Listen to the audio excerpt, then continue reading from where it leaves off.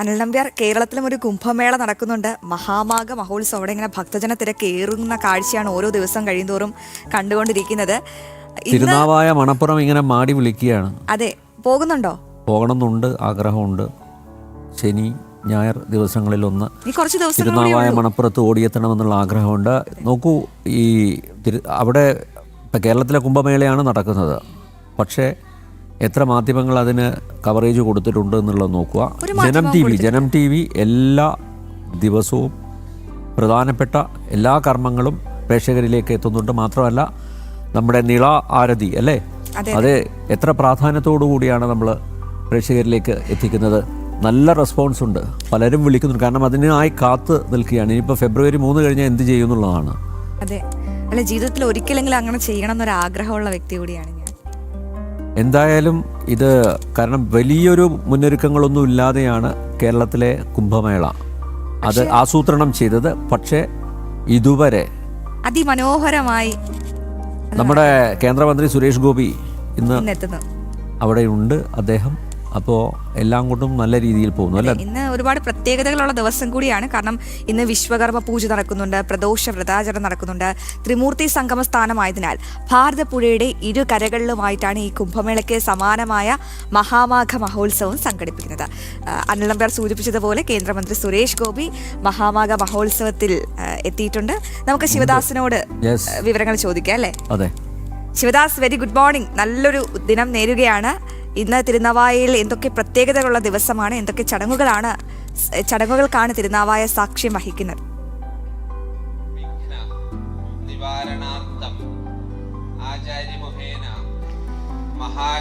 Aswathy, Anil Nambiar, very good morning. Mahamagha Mahotsavam അത് വളരെ മികച്ച രീതിയിൽ തന്നെ ഇങ്ങനെ മുന്നേറിക്കൊണ്ടിരിക്കുകയാണ്. ഓരോ ദിവസവും ലക്ഷക്കണക്കിന് ആൾക്കാരാണ് ഈ മഹാമഘ മഹോത്സവ ചടങ്ങ് നടക്കുന്ന ഈ വേദിയിലേക്ക് എത്തിക്കൊണ്ടിരിക്കുന്നത്. 2 കരകളിലായിട്ടാണ് മഹാമഘ മഹോത്സവം നടക്കുന്നത്.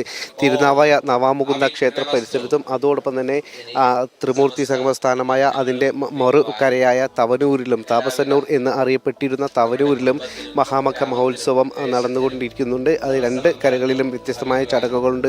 പ്രത്യേകിച്ച് പൂജാകർമ്മങ്ങൾ തന്നെയാണ് പ്രധാനം. അതോടൊപ്പം തന്നെ നിളാസ്നാനവും നിള ആരതിയും ഇതിൻ്റെ പ്രധാനപ്പെട്ട ചടങ്ങുകളിൽ ഒന്നാണ്. ഈ ചടങ്ങുകളിലേക്കാണ് ഏറ്റവും കൂടുതൽ ആളുകൾ എത്തിക്കൊണ്ടിരിക്കുന്നത്. അതോടൊപ്പം ഇന്ന് നമ്മൾ ഈ ദൃശ്യങ്ങളിൽ കാണുന്നത് ഇപ്പോൾ തവനൂരിൽ നിന്നുള്ള ദൃശ്യങ്ങളാണ്. തവനൂരിൽ മഹാഗണപതി ഹോമം നടക്കുകയാണ്. ഇവിടെ കേന്ദ്രമന്ത്രി സുരേഷ് ഗോപി എത്തിയിട്ടുണ്ട്. അദ്ദേഹം ഈ ഗണപതി ഹോമത്തിൽ പങ്കെടുക്കുന്നുണ്ട്.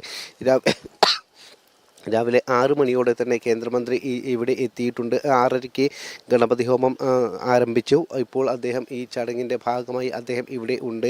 ഗണപതി ഹോമം പുരോഗമിച്ചുകൊണ്ടിരിക്കുകയാണ്. അതോടൊപ്പം തന്നെ അദ്ദേഹം 8 മണിയോടെ മടങ്ങും എന്നാണ് അറിയിച്ചിരിക്കുന്നത്. അതോടൊപ്പം തന്നെ മറ്റ് പൂജാകർമ്മങ്ങളും ഇതിൻ്റെ ഭാഗമായി നടക്കുന്നുണ്ട്.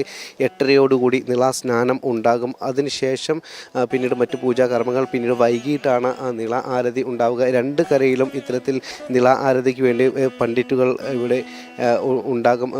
ഈ ഗംഗ ആരതി ചെയ്യുന്ന പണ്ഡിറ്റുകൾ തന്നെയാണ് ഇവിടെ കേരളത്തിലും ഭാരതപ്പുഴയുടെ തീരങ്ങളിലും ഇത്തരത്തിൽ ഈ നിള ആരതിക്ക് നേതൃത്വം നൽകുന്നത്. വളരെ വലിയ രീതിയിൽ തന്നെയുള്ള ഒരു ഭക്തജന പ്രവാഹം തന്നെയാണ് നമുക്ക് കാണാൻ കഴിയുന്നത്. ഓരോ ദിവസവും ലക്ഷക്കണക്കിന് ആളുകൾ ഇവിടെ നിള ആരതി കാണുന്നതിന് വേണ്ടി എത്തുന്നുണ്ട്. അതോടൊപ്പം തന്നെ ഭാരതപ്പുഴയിൽ ഈ കേരളത്തിൻ്റെ കുംഭമേളയായ മഹാമഘ മഹോത്സവത്തിന് എത്തുന്നുണ്ട്. വ്യത്യസ്ത സ്ഥലങ്ങളിൽ നിന്ന് വ്യത്യസ്ത ജില്ലകളിൽ നിന്നും അതോടൊപ്പം തന്നെ ഇതര സംസ്ഥാനങ്ങളിൽ നിന്നും വിദേശത്തു നിന്നും അടക്കം നിരവധി ആളുകൾ ഈ കേരളത്തിലെ കുംഭമേള കാണുന്നതിന് വേണ്ടി എത്തുന്നുണ്ട്. പലപ്പോഴും വലിയ രീതിയിലുള്ള പ്രശ്നങ്ങളും കുറേ ദിവസങ്ങളായി തിരുനാവായ മണപ്പുറത്താണ്. അവിടെ കടല കുറിച്ച് നടക്കുകയാണ് എന്ന് പലരും വിളിച്ചു പറഞ്ഞു. നിങ്ങളുടെ റിപ്പോർട്ടർ ഇതാ അതുപോലെ തന്നെയാണ് ആ മണപ്പുറത്ത് ഇങ്ങനെ കടല കുറിച്ച് നടക്കുന്ന ശിവദാസ് കൺവെൻഷനെ കുറിച്ച് പലരും വിളിച്ചു പറഞ്ഞു. ശിവദാസിൻ്റെ അനുഭവം പറയൂ ശിവദാസ്. കാരണം യഥാർത്ഥ കുംഭമേളക്ക് പോകാൻ സാധിച്ചിട്ടില്ല അല്ലേ, ഇതുവരെ പങ്കെടുക്കാൻ സാധിച്ചിട്ടില്ല എന്നാണ് ഞാൻ മനസ്സിലാക്കുന്നത്. കേരളത്തിലെ കുംഭമേള അത് ഇതംപ്രദമായിട്ടാണ് നടക്കുന്നത്. അതിൻ്റെ സംഘാടനം വളരെ മികച്ചതാണ് എന്നുള്ള അഭിപ്രായം ഉയരുന്നുണ്ട്. ശിവദാസിൻ്റെ അനുഭവം ഒന്ന് പ്രേക്ഷകരുമായി പങ്കുവച്ചാൽ നന്നായിരിക്കും.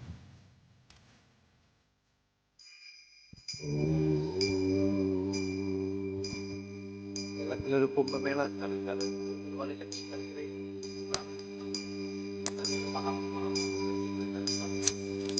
സന്തോഷം. ചേരാൻ സാധിച്ചു. ഓക്കെ. വലിയ ലക്ഷ്യങ്ങൾ